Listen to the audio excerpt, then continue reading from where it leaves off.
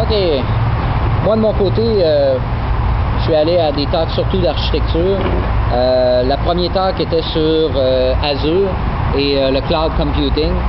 Et j'y allais un petit peu... peut-être à reculons, mais j'ai été agréablement surpris par Azure. Ça va être très, très, très intéressant de documenter et de faire des exemples rendus au bureau. Au niveau d'Azure, une des choses qui est très spéciale, c'est que les features qui ont été annoncées, d'habitude, quand Microsoft annonce un produit, les features sont larges de même et ce qui est livré est large de même.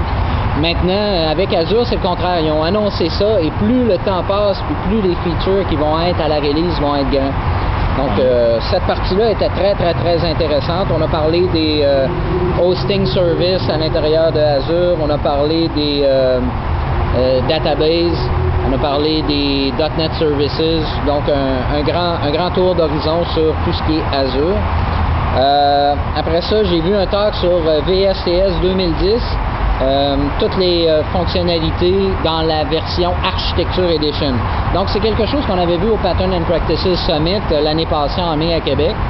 Sauf que c'est évident que le produit, après un an de développement, a beaucoup évolué. Alors, on a vu un peu tout ce qui était possible de faire avec VSTS.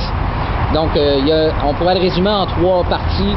Un, c'est de comprendre le domaine d'affaires et pouvoir documenter le domaine d'affaires à l'aide de diagrammes UML. Il y a la partie de comprendre le code et de pouvoir faire du reverse engineering dans le code pour pouvoir explorer la solution au niveau architecture avec l'Architecture Explorer. Et finalement, il y a toute la partie de maintenir le contrôle sur le code.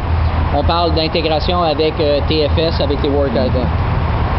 Ensuite, je suis allé voir un talk sur .NET Services qui a été extrêmement intéressant.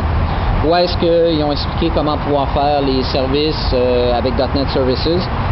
Ça comprend en gros 3 parties vraiment intéressantes. Il y a .NET Service Bus, qui est un ESB en réalité, le Service Bus de .NET.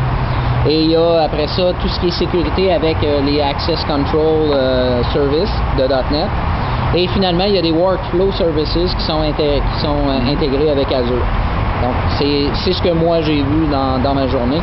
C'était extrêmement intéressant et j'ai bien hâte de faire le wrap-up rendu au bureau. Tant mieux, mais j'ai hâte d'assister. Alors, on se revoit demain après notre 2e journée de conférence. Bye! Salut!